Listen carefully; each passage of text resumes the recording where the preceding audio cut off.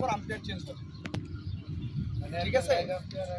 Main umpire 1 over পর umpire change হবে। দলের মাঠে খেলার ভিতরে শুধুমাত্র অধিনায়ক ব্যতীত অন্য কোনো লোক কথা বলবেন না, আর বলার প্রয়োজনও নাই। আমি যথেষ্ট আম্পায়ার যারা করছে সকালবেলা যথেষ্ট ভালো আম্পায়ারিং করছে, আমরা তাদেরকে সিলেক্ট করছি, তারা থাকবে। এখন আপনাদের সবার মতামত আমাদের দরকার। দেন হচ্ছে তার মধ্যে সকালে রুল ছিল, এখন নতুন করে যদি কাউকে আপনাদের টিম থেকে দেওয়ার মনে হয় তাহলে দিবেন একজন আম্পায়ার হিসাবে। আর আমরা এইভাবেই খেলা পরিচালনা করব। আমাদের খেলা তো সবাই জানেন 10 ওভারের খেলা।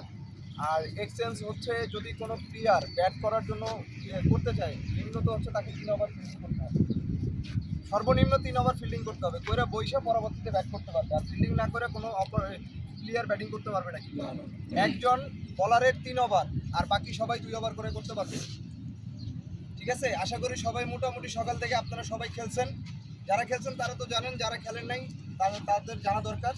তো এখন আপনাদের মাঝে ছোট্ট করে শুভেচ্ছা বক্তব্য রাখতে হচ্ছে, হ্যাঁ সরাসরি কিপিং থেকে বল আছে, প্লেয়ার কোনো নো নাই, মাঠের ভিতরে প্লেয়ার যে কোনো জায়গায় দাঁড়াইতে পারবে।